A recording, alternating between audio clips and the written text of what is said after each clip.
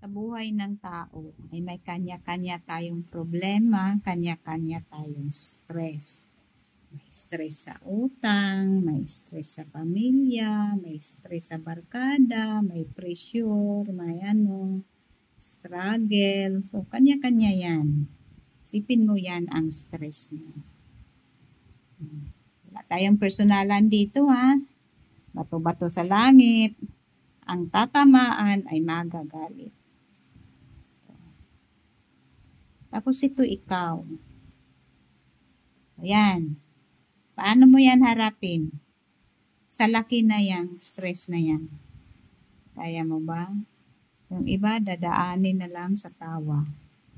Akala mo okay siya, pero hindi pala siya okay. So, hindi ka naman pwedeng haharap niyan mag-isa. Ang hirap niyan, sa napakalaki niyan. Kaya kailangan mong may kasama. Kasama, tatawag ka ng call a friend. Tawagan lahat ng pwedeng resources mo. Lahat ng mga resources ka.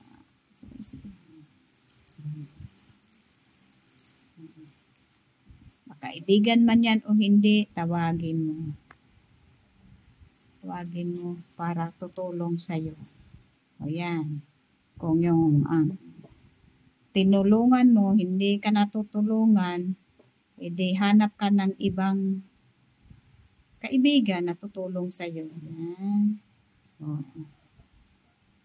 Hindi naman pabaya ang Diyos. Dadami pa yan. O. Sa dami niyan, kaya mo na yan harapin. O, di ba? Bubuo kayo ng isang circle of power. Bubuo kayo ng energy. Kahit anong laki niyan. Basta may group of energy na sama-sama, kayang-kaya yan. Kasi pag mag-isa ka lang, makakanser ang abutin mo.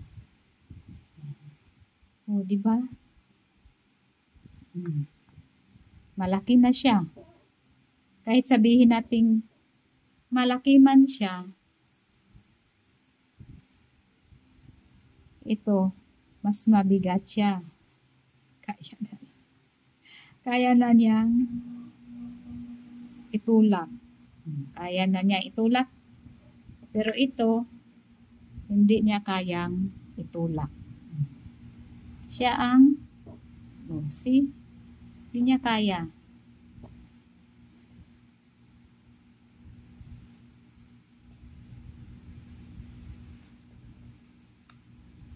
Kaya wag kang tumayong mag-isa.